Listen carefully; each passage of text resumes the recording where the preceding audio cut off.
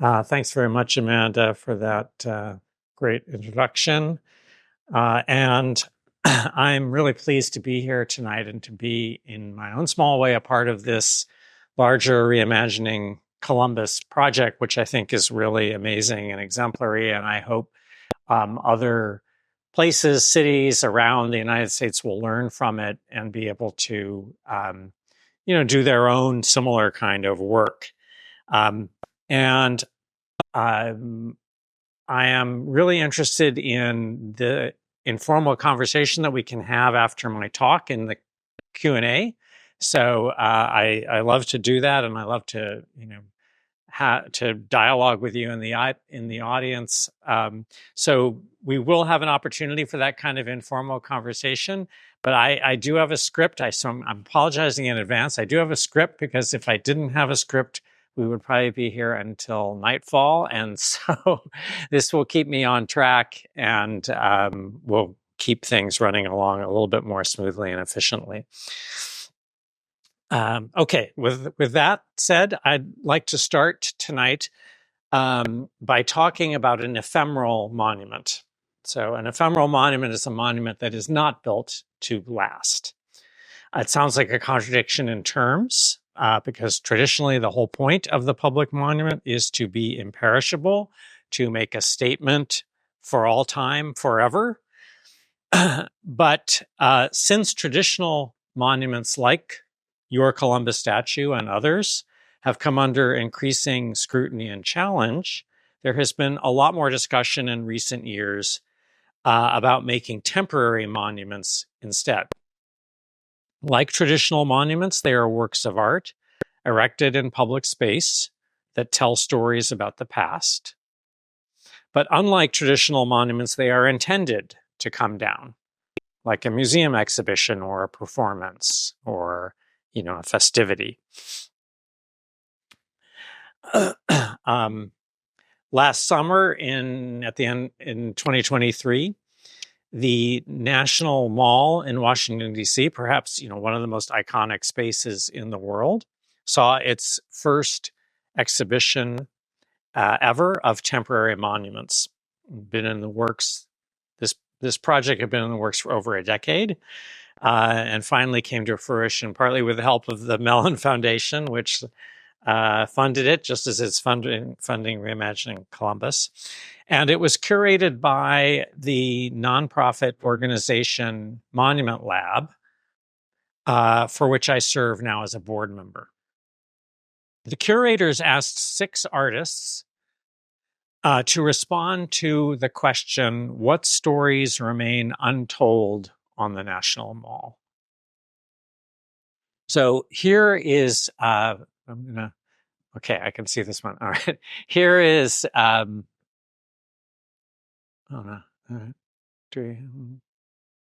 here's just one of the 6 installations that went up for exactly 1 month at the end of the summer of 2023.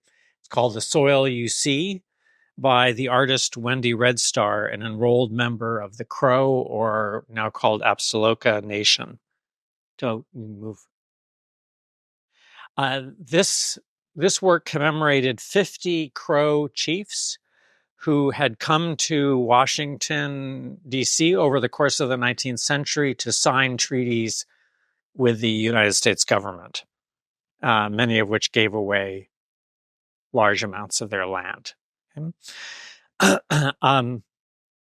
Had this been proposed as a permanent monument in Washington, it would have required an act of Congress to authorize it and approval by several regulatory agencies, none of which would have happened.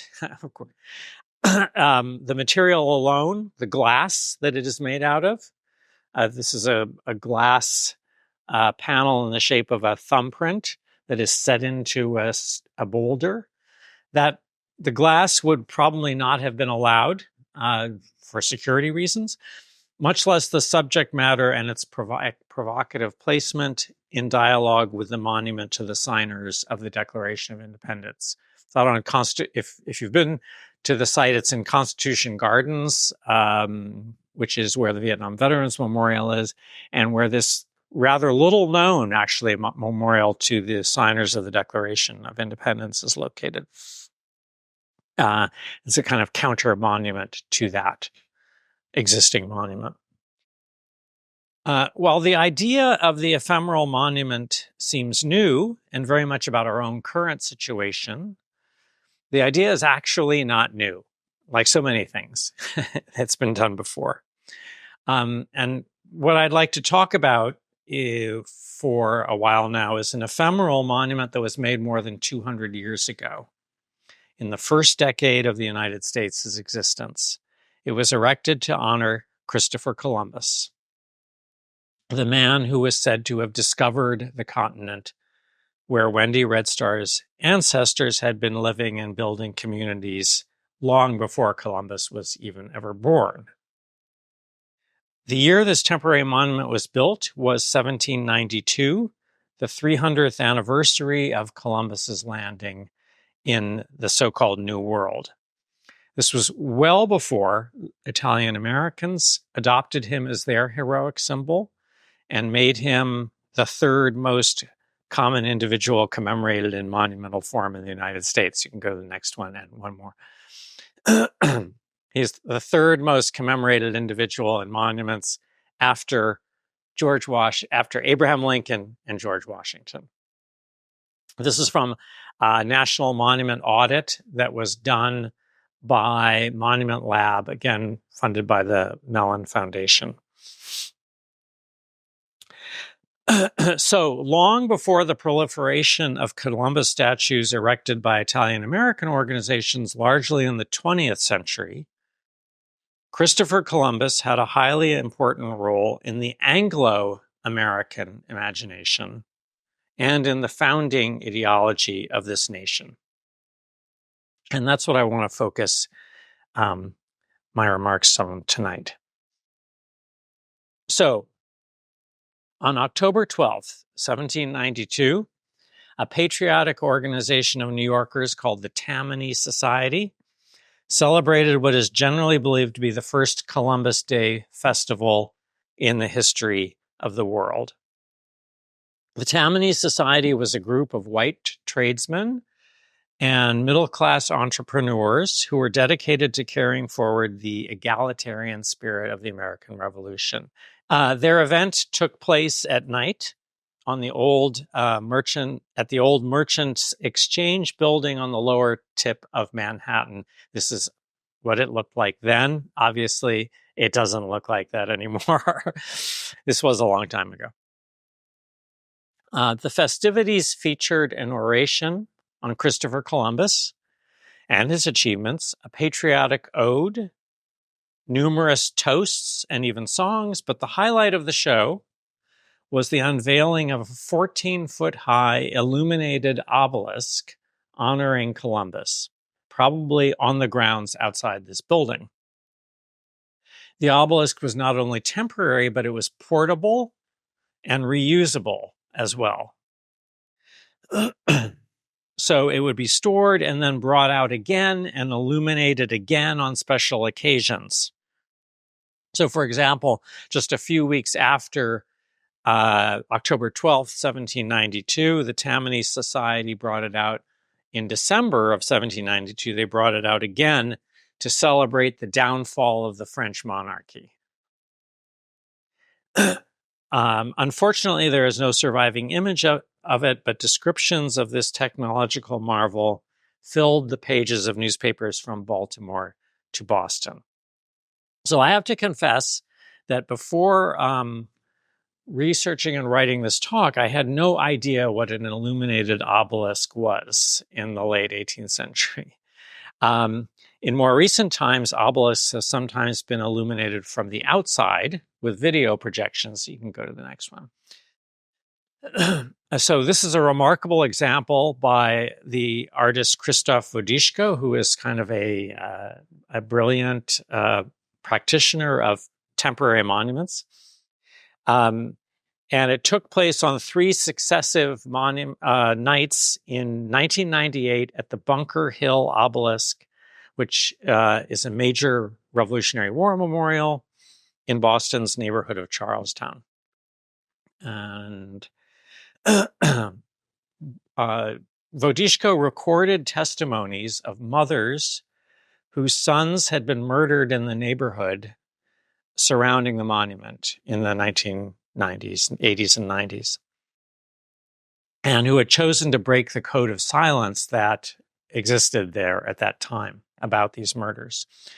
Then he projected their testimonies onto the granite face of the obelisk at night, so that for a brief time, the obelisk literally spoke the stories of these mothers and family members who had lost their sons. The Columbus obelisk of 1792 was illuminated from the inside, not from the outside. This type of temporary monument was actually well known in early America, and you can go to the next slide. And it was occasionally made for public celebrations, important public celebrations. This is an example of one made in Boston for the repeal of the Stamp Act in 1766. It was an obelisk made out of wood and painted to look like stone and decorated with transparencies that were fitted like windows into the openings of the wooden structure of the obelisk. The transparency, so I'm going into a little bit of detail here because, first of all, it's just unbelievable, but also so you have a sense of how this kind of temporary work actually worked. The transparencies were large prints that were made on thin paper and then varnished. They were hand-colored and then varnished with oil and a mixture of oil and turpentine. So they became translucent, a little bit like Wendy Red Star's translucent glass. Candlelight was then installed on the inside, the interior of this wooden obelisk, and shone through the transparencies to turn them into vividly lit screens that made the images flicker and come alive. These illuminated obelisks obviously were terrible fire hazards, but they were also amazing spectacles in a time when there was no electricity or gaslight, no artificial light at all. Paul Revere's illustration shows the 4 different sides of this obelisk. One obelisk, 4 different sides, so you would have to walk around it to get the full story that it told. So go to the blank slide, right? The transparencies for the Columbus monument were even more elaborate than the ones in Boston depicted by Paul Revere. They illustrated what had become at the time a standard narrative of Columbus's life and voyages. The story began on one side with a female allegory of science instructing Columbus and presenting him with a compass. Then the landing of Columbus in 1492, showing a group of American, quote-unquote, American natives in the distance. Then his first triumphant return to Spain in 1493, with Columbus at the Spanish court, seated with Ferdinand and Isabella, and a map of his newly claimed land spread out at their feet. That was scene number 3. Finally, scene number 4, the last side showed his tragic end in Spain years later, sitting alone in his room. And here the descriptions get really elaborate of this one. So on the wall are the chains that had been used to arrest him and return him, and the words, "the ingratitude of kings." In this last scene, an allegorical figure of liberty stands before him and vindicates his reputation from this mistreatment by the monarchy. She steps on emblems of despotism, and this is my favorite part. She points to the obelisk raised to him by the Tammany Society. So, in other words, the image of their monument actually appears on their monument. So, in addition to these elaborate images, there were also long inscriptions. You can go on each side beneath the transparencies, probably painted on the wood itself. So here are 3 examples. And I want you to note on the right that the Tammany Society at this time also called itself the Columbian Order. So the organization had two very different patron saints, and together they kind of make a study in cognitive dissonance. One was a native chief called Tammany from the Delaware or Lenape people who had negotiated with William Penn the treaty that created Philadelphia. He was their mascot, in effect. Tammany men at their festivities would often wear bucktails and dress up as Indians. Their other patron saint was Christopher Columbus, who had forcibly taken native land for Spain by the right of conquest. How did the Tammany Society resolve this contradiction? The group was a strong supporter of the French Revolution, which was happening at that very moment, and the revolutionary discourse of the rights of man.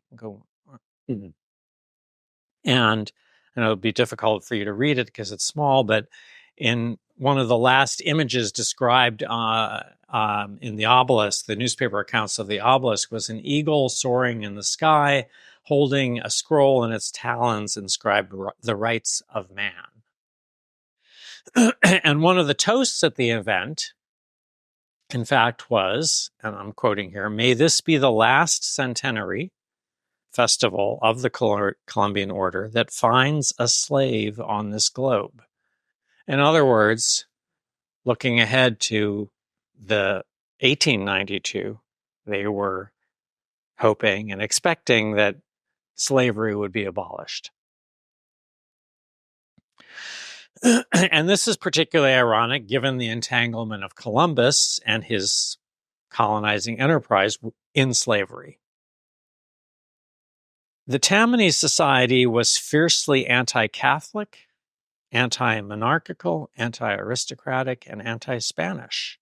So how is it possible for them and the rest of Protestant Anglo-America to adopt Christopher Columbus as their symbol and their inspiration? How did Columbus become a useful legend to reconcile the contradictory ideals of this new white nation? I think exploring these questions can tell us a great deal about the problems we have inherited, especially in regard to the public monuments that continue to occupy our landscape. The Tammany Society's worship of Columbus did not come out of nowhere. Even though Columbus had never once stepped foot in the continental United States, he reached a peak of popularity in the early years of the new nation. Joel Barlow had a smash hit epic poem, a form that is no longer a thing, but was in its day very popular, called The Vision of Columbus, which he published in 1787. That was just 5 years before the celebration and the obelisk I've been talking about. And this epic poem was promoted by luminaries such as George Washington and John Adams. And you can go to the next slide. So the first 3 lines here kind of say it all, kind of tell it all. Long had the sage, the first who dared to brave the unknown dangers of the western wave, who taught mankind where future empires lay. You can go and one for I've highlighted and one more. Highlighted some of the sort of key words that are part of the Columbus myth that were used here in his poem and at the time. These lines in many ways encapsulate what Columbus meant to the new nation. And I'll talk about them a little bit more in just a moment. But for now, I want to point out that to make these lines believable, Columbus had to have a biography that lived up to this hype. A concoction of fact and legend was needed to support Columbus's heroic message. The question of whether Columbus's life actually matched this mythical concoction is an important question, and I'll be referring to it from time to time, but it's not my primary focus tonight. I'm more interested in where the concoction came from, why it proved so useful for the new nation and what its consequences have been. Columbus the man did his own damage to native peoples, especially on the island of Hispaniola. But the myth that grew up around him and that was so actively promoted in the United States in these early years had more widespread consequences. And it is these consequences, the consequences of the myth rather than the man himself, that demand, I think, a full and honest reckoning, which we really haven't had or done. So with that in mind, let me return for a moment to this Joel Barlow's vision of Columbus. At the time he wrote, there wasn't much information about Columbus in the English language. To help his readers, Barlow actually prefaced the poem with a long biographical account of Columbus and his voyages, his royal patronage, his eventual disappointment and death. He patched this together from an earlier biography written in English in 1770, and that biography had been patched together from other texts going back to Columbus's own time, a kind of telephone tag with each version suited to the needs of the present moment. And could go to the blank slide here. But what I want to emphasize here is that Columbus himself started this process with his own self-mythologizing accounts of his first transatlantic voyage written for his Spanish royal audience.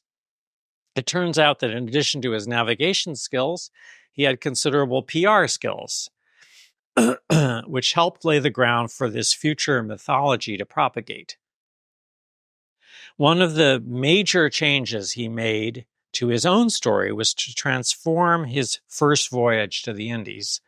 That voyage had been conceived by Ferdinand and Isabella in their instructions to him as a purely commercial enterprise. But Columbus, in his own writing, transformed it into a religious conquest.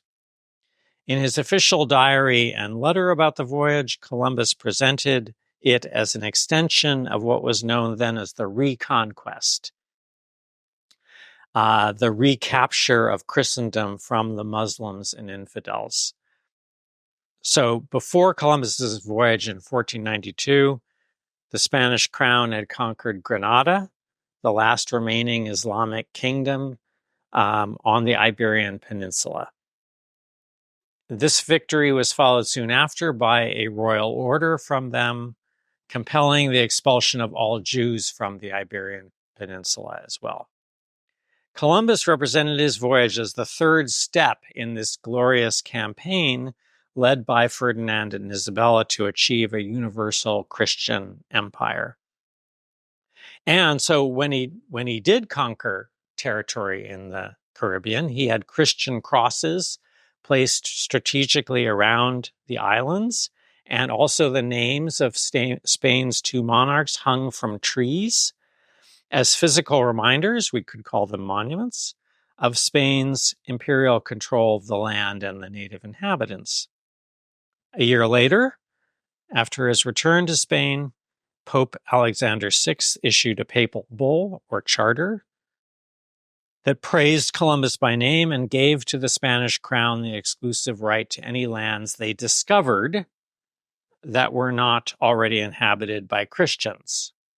So in other words, lands inhabited by Christians, by definition, could not be discovered.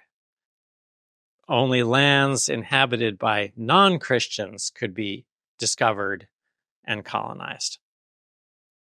Columbus's ambitions for imperial conquest in the name of Christianity became a crucial ingredient of the Columbus story that Anglo-Americans would then use. The second crucial ingredient was Columbus's martyrdom. So we can go and the idea that despite all his efforts to expand this Christian empire, the Spanish court turned against him and, in his own words, made a mockery of me and defamed my enterprise without knowing what advantages and increase of dominion would accrue to their majesties. And he repeated versions of this statement in this story many times. The defamation that Columbus was referring to, among other things, was an investigation of him made by the Spanish viceroy of the Indies in 1500, which documented many serious charges against Columbus, including his plan to enslave the native inhabitants of Hispaniola. And you can actually learn more about this investigation in a very wonderful short video that was made by our hosts here, which I learned a lot from, made with the Spanish legal scholar Pablo Gutierrez Vega from Seville. Columbus then kind of spun this investigation into his activities as a kind of witch hunt against him by his crafty enemies in the Spanish royal court. And in this process of spinning, he laid the groundwork for the narrative of martyrdom to take off.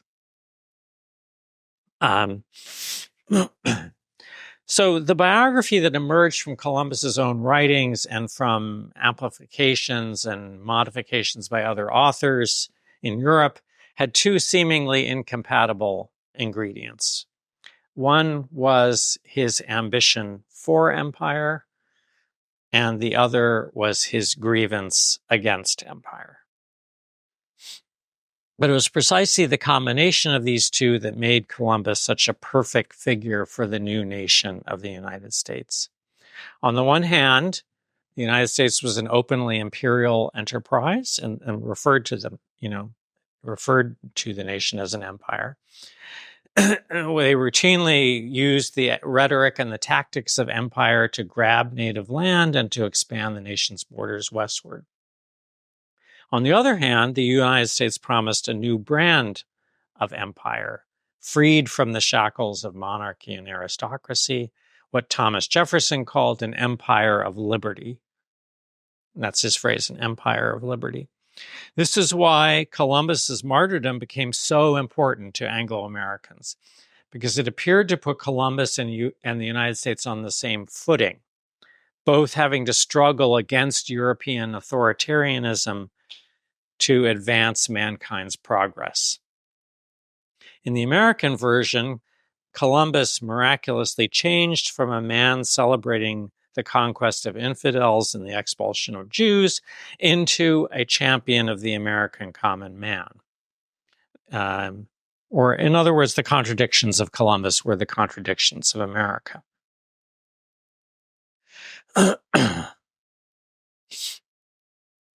So I'll take one more slide. So we can see this both in, Barlow's poem of 1787 and in the elaborate obelisk made by the Tammany Society, aka the Columbian Order, in 1792. In both, Columbus and America promise a new order that combines empire with progress, and in both, Columbus and America have to struggle against the tyranny of the old order of Europe. In both, the Columbian Order promises a new dawn for humanity, or more accurately, for some of humanity, because the native peoples who had stewarded their land since time immemorial were definitely not the beneficiaries of this new order. Their own order and way of life were dismissed as worthless savagery or trivialized by the Tammany Society as grist for appropriation and mascots. One way to measure the deep resonance that Columbus had in the new nation is to look at place names. And I realize I'm speaking in a place named after Columbus, so this should not be news to you. But it is actually, when you talk about this with other people, it's actually news to them. But some of this prehistory may even be news to you. The vogue for naming towns after Columbus began in the years around 1790, a little before and after. Among the very first, I would take the next slide. Among the very first was Columbia, Pennsylvania. That's my home state, on the Susquehanna River, about 75 miles west of Philadelphia. It was named in 1788, just a year after Barlow's popular book came out. This was also the year the Constitution was ratified. which set off a competition for where the new federal capital would be located. Columbia, PA, chose the Columbian name to compete for this lucrative prize of becoming the nation's capital. And they almost pulled it off. A resolution was introduced in the Senate to locate the capital there, and it deadlocked in a tie vote, only to be defeated by John Adams, casting the tie-breaking vote against it. Ultimately, of course, the capital city was located in the South instead, between Maryland and Virginia, but was given a similar name, the District of Columbia. The ambitious plan for the capital city, by the Frenchman Pierre-Charles L'Enfant, created a blueprint of the new nation as a westward growing empire.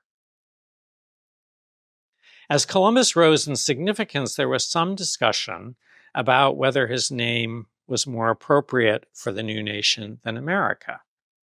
The name America came from the Florentine explorer Amerigo Vespucci, who sank in significance as Columbus rose. As early as 1774, John Adams was arguing that Columbus was a more appropriate name than America.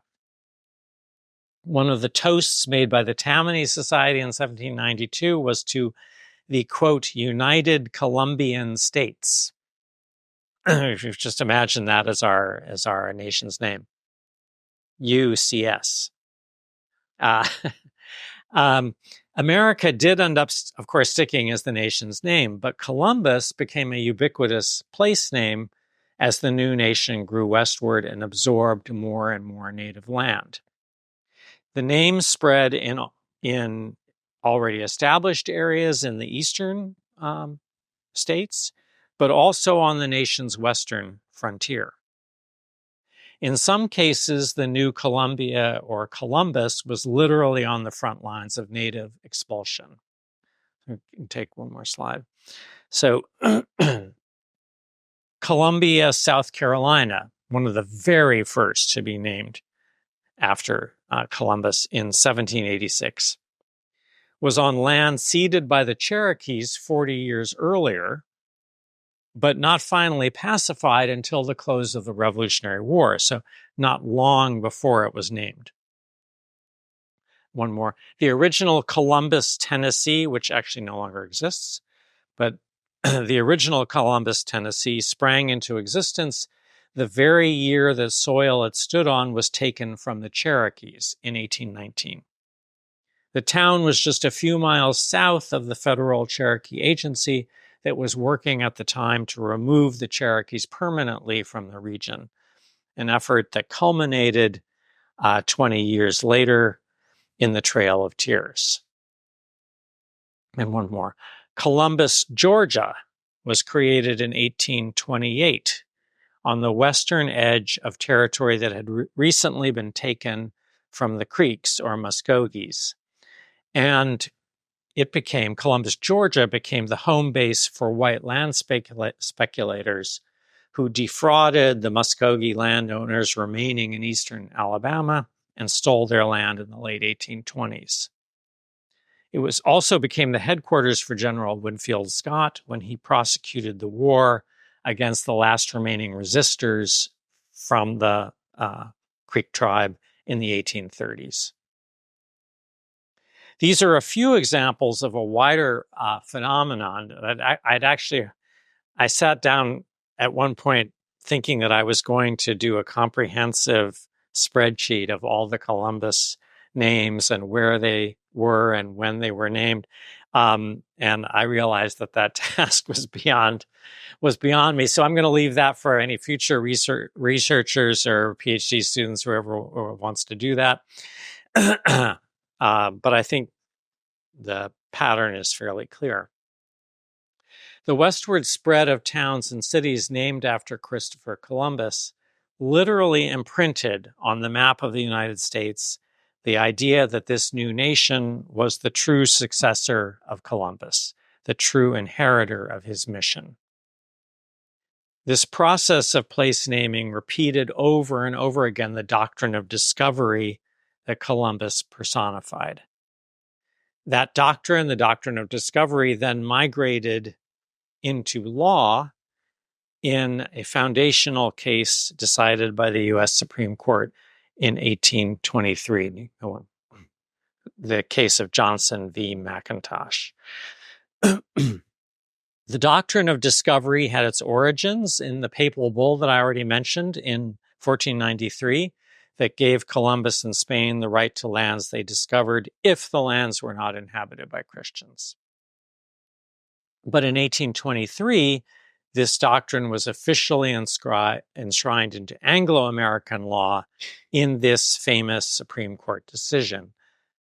Chief Justice John Marshall, in his opinion, did refer to the 1493 papal bull and validated its fundamental principle that, quote, discovery gave exclusive title to those who made it. Marshall also explicitly reaffirmed the Christian basis of this principle, which the Pope had articulated in his bull. So by this principle, again, only Christian nations could be discoverers and only non-Christians could be discovered. So England could not discover Spain or France because they were already Christian, but England could discover North America because the people who lived there were heathens.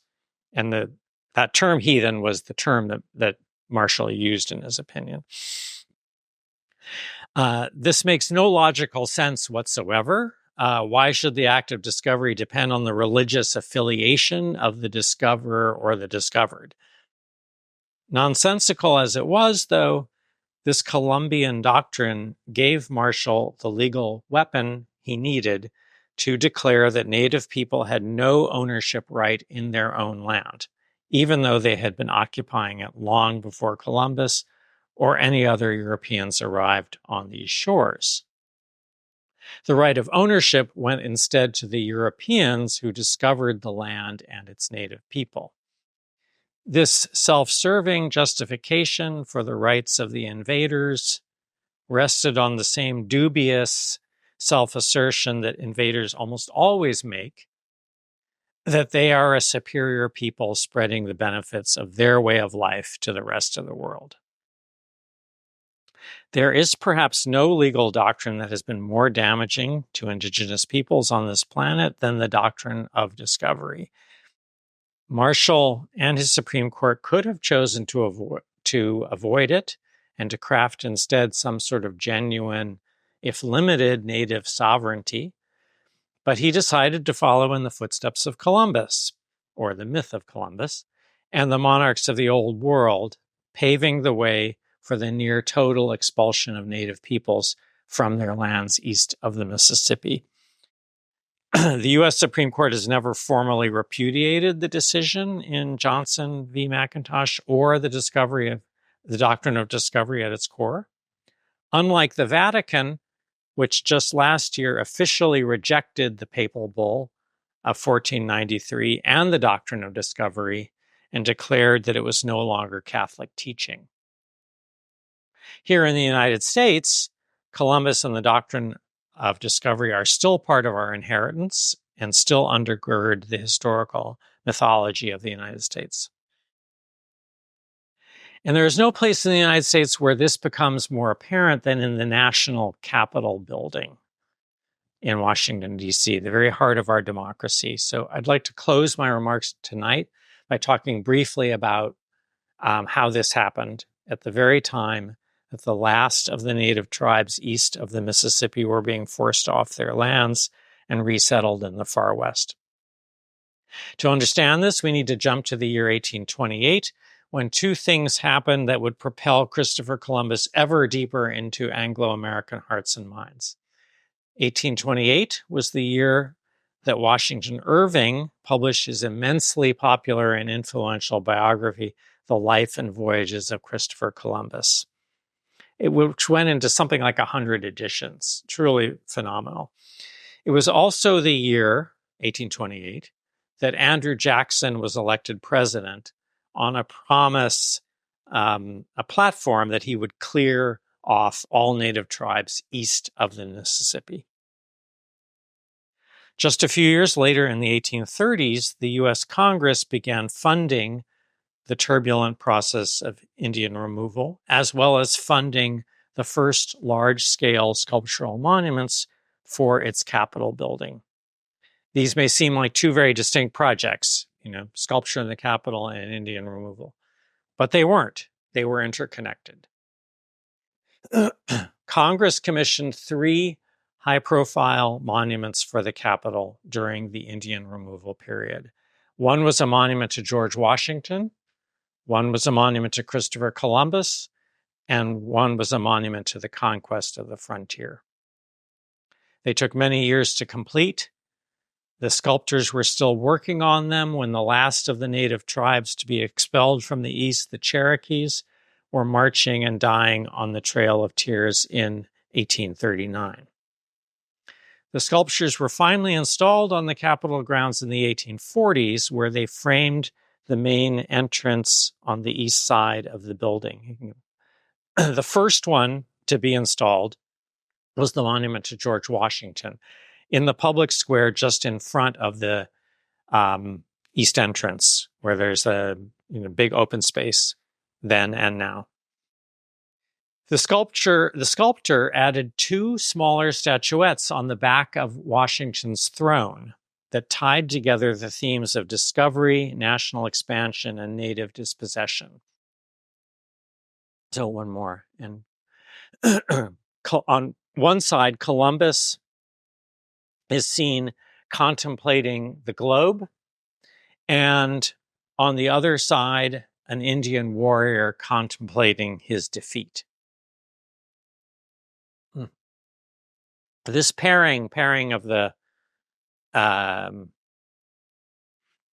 of Columbus and the defeated Indian warrior was then repeated and greatly amplified in the 2 other monuments, which were placed at the top of the Capitol steps, one on each side. And what you're seeing here is actually a photograph of Abraham Lincoln's inauguration, and these two large are on either side of the steps, sort of framing the entrance. So anybody who entered into the rotunda, congressmen, visitors, lobbyists, went between these 2 huge sculptural groups. On the left side is the Discovery of America, the first full-size sculptural monument to Columbus ever erected in the United States. On the right side, a bizarre scene from the American frontier known as the Rescue. Together, the 2 works frame the nation's conquest of native peoples as a triumph of white civilization, a triumph that proceeded bloodlessly and inevitably without recourse to violence or aggression of any kind. Columbus only has to step onto the continent and raise his globe to cause the native woman to cower beneath him. While the white rescuer, dressed like a Renaissance humanist without any weapon, miraculously restrains the savage Indian with his tomahawk raised, just as he was about to massacre a white woman and baby. In both cases, the native figures crouch or kneel before the white heroes towering above them. They're startled savages who look up in awe at their peaceful and benevolent civilizers. Keep in mind that when these misleading, self-congratulatory monuments were installed in the 1840s, this was the aftermath of a deadly and destructive process of forced native resettlement, when the actual events in that process were still relatively fresh in people's memories. The roundups, the internment camps, the hunting down of fugitives, the suffering of young and old alike on 1,000-mile treks across the United States to a foreign land, the far west, what was then called the Arkansas Territory. All of that history was swept away and replaced by the fiction of benevolence civilizers, starting with Columbus himself. Today, all three of these monuments that I just showed and described, they're all gone from the Capitol. Only the statue of Washington remains on public view inside a museum, the National Museum of American History on the Mall. While the Columbus statue was the first to be erected in the United States, it was also the first to come down. Way back in 1858, partly due to repeated complaints made by Native officials who came to do business there. And of course, they were complaining primarily about the design of that work and the figure of the Native woman. Had it been a more conventional single figure statue without the blatantly demeaning representation of the Native woman, the monument might well be there today. The rest of the Capitol building still remains saturated with heroic imagery of Columbus, however. Even though these have gone, there's much, much more Columbus imagery that still remains up and on view inside the Capitol. Installed in the mid to late 19th century on the rotunda walls, in the dome, in corridors, and on the doors. You can go ahead. These are just a few examples. And as you can see, they kind of trot out some of the same themes, like the Columbus and the Maiden, the landing of Columbus below here, Columbus and the Maiden, which is a kind of painted version of the statue that came down. If there is just one point to take away from my talk this evening, it is that Columbus was already a central figure in the white nation's imagination long before Italian Americans adopted him as their own patron saint.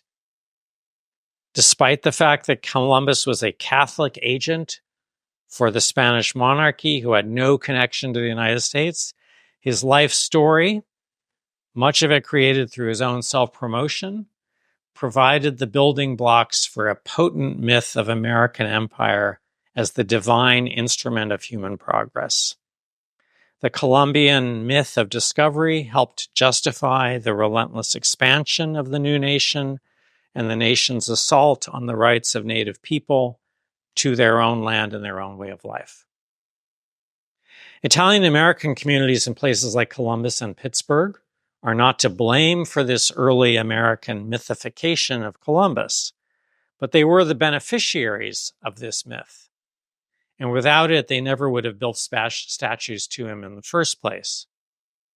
Today, it is not possible to disentangle the Italian-American myth from the earlier Anglo-American myth, because they are like nested Russian dolls in a long sequence of mythification that goes all the way back to the 1490s to Columbus himself and the papal bull glorifying him. I'm only certain of one thing, that the old narratives of discovery and civilization that permeate so much of our public memorial landscape are, to use an overused word, unsustainable. My own belief is that we must start telling a new story if we want to meet the many serious challenges that lay ahead of us.